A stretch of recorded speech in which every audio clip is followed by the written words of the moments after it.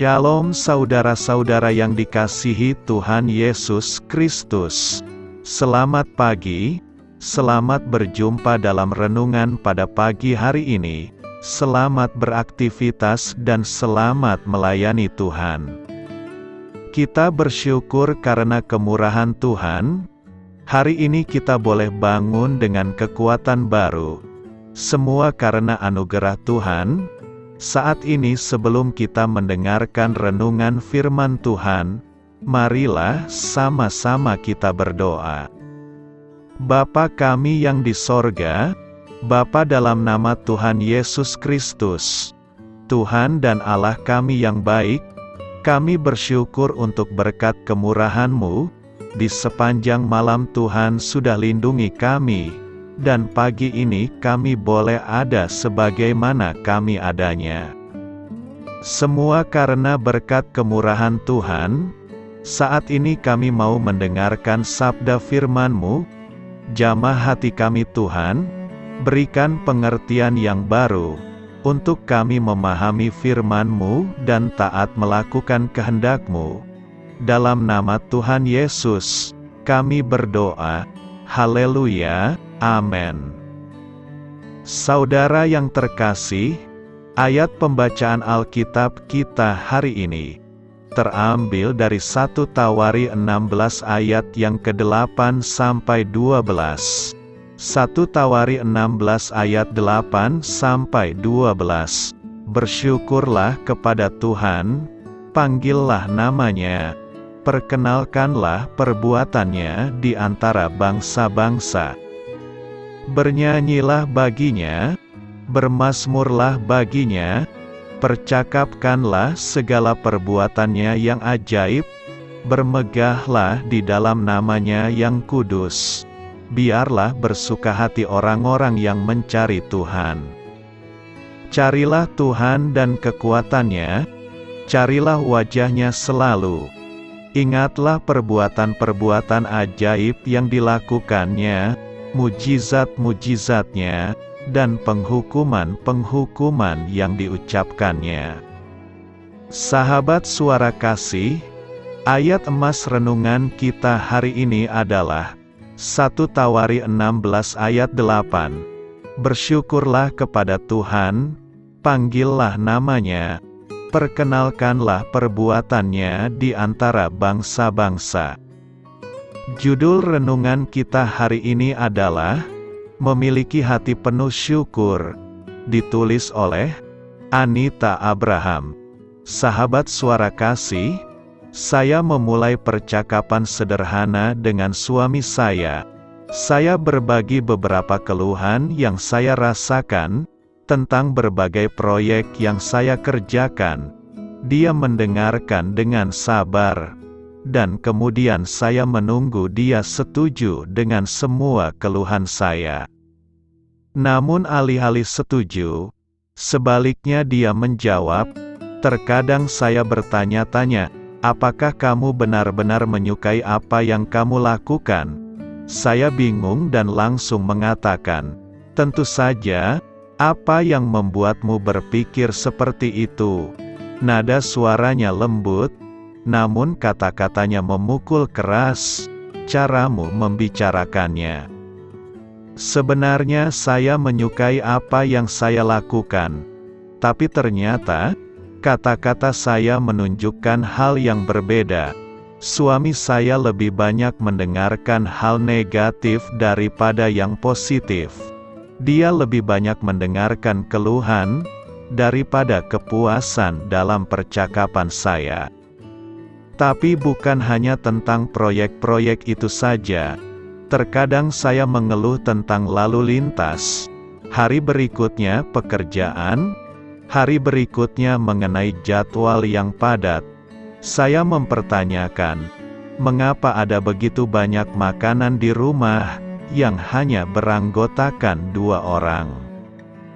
Dalam Bilangan 11, kita mendapati orang Israel yang sedang berjalan ke tanah perjanjian.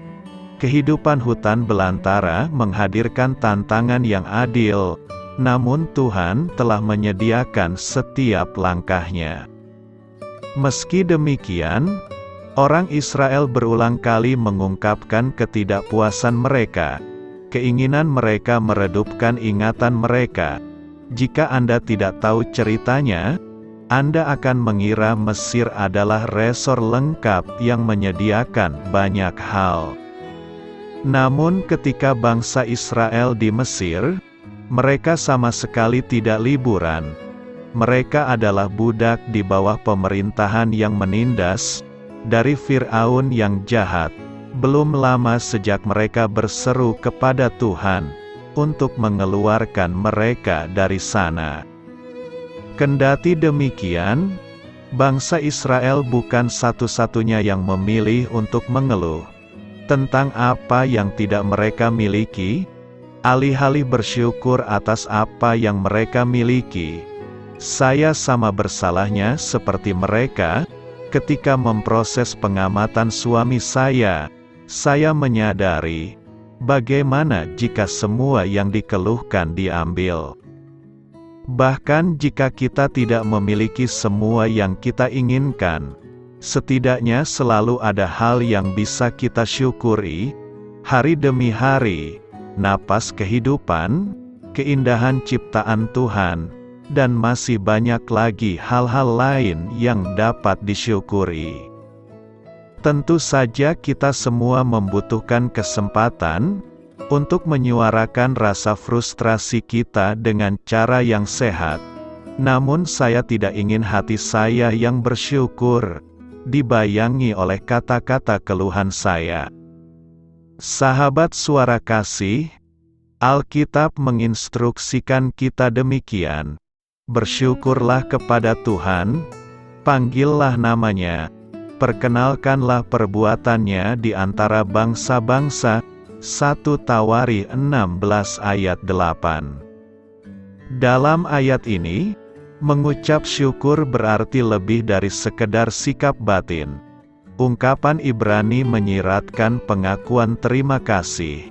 Ini sejalan dengan sisa perintah dalam ayat ini untuk mewartakan dan membiarkan seluruh dunia tahu apa yang telah Tuhan lakukan bagi hidup kita. Marilah kita renungkan kesaksian kita sebagai pengikut Kristus, terikat pada apa yang kita lakukan dan katakan. Saya masih dalam proses, tetapi doa saya adalah bahwa kata-kata saya akan mencerminkan hati saya, dan tidak ada keraguan tentang betapa bersyukurnya saya. Amin. Tuhan Yesus memberkati. Sahabat Suara Kasih, demikianlah renungan firman Tuhan pada pagi hari ini. Semoga menjadi berkat bagi hidup kita, dan sebelum kita memulai segala aktivitas kita di pagi hari ini, marilah kita berdoa. Bapa kami yang di sorga, Bapa di dalam nama Tuhan Yesus Kristus, terima kasih Bapa, karena Engkau sudah menjadi Allah bagi kami. Kami juga bersyukur Bapa, untuk pertolongan-Mu, penyertaan-Mu, dan atas berkat-Mu di dalam kehidupan kami. Kami berbahagia dan bersyukur Bapa, untuk kebaikan-Mu di pagi hari ini. Tak berkesudahan kasih setia-Mu, tak habis-habisnya rahmat-Mu, selalu baru setiap pagi, besar kesetiaan-Mu di dalam hidup kami. Terima kasih untuk firman-Mu. Pada pagi hari ini ya Bapa, kami mau belajar dan terus belajar tentang firman-Mu. Firman-Mu yang menguatkan dan meneguhkan iman percaya kami. Firman-Mu yang mengubahkan kehidupan kami. Kami mau berjalan bersama dengan Engkau di sepanjang kehidupan kami Bapa, agar kami tidak tersesat di dalam dunia ini. Terima kasih Bapa, buat kesempatan dan nafas kehidupan yang masih Engkau berikan. Kami mau memakai kehidupan kami untuk hormat dan kemuliaan nama-Mu. Segala pergumulan dan masalah hidup kami serahkan di dalam tangan-Mu. Engkau yang akan menyelesaikannya bagi hidup kami. Kami hanya berharap kepada-Mu, Bapa. Hamba berdoa untuk saudara-saudara kami yang sudah mendengarkan renungan firman-Mu pada pagi hari ini, yang saat ini sedang mengalami sakit penyakit, pergumulan, masalah, kebutuhan ekonomi.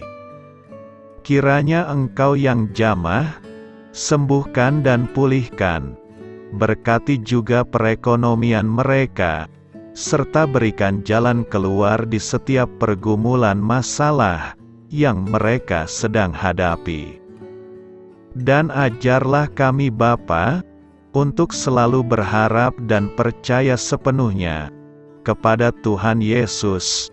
Kiranya Engkau yang terus memberkati kehidupan kami, keluarga kami, dan sanak saudara kami. Daerah tempat tinggal kami, bangsa dan negara kami, pemerintah-pemerintah kami, biarlah semuanya dalam perlindungan-Mu Bapa, dan jadilah sesuai dengan kehendak-Mu yang terbaik di dalam kehidupan kami. Dan pada pagi hari ini ya Bapa, kami mau berterima kasih buat perlindungan-Mu di sepanjang malam yang telah kami lewati. Pagi hari ini, kami akan memulai aktivitas kami sebagaimana mestinya. Kami yakin dan percaya, perlindungan-Mu tetap ada di dalam hidup kami, dan juga di sepanjang hari yang akan kami lewati ini. Terima kasih Bapa. Inilah yang menjadi doa dan permohonan kami. Dalam nama Tuhan Yesus Kristus, kami berdoa. Amin.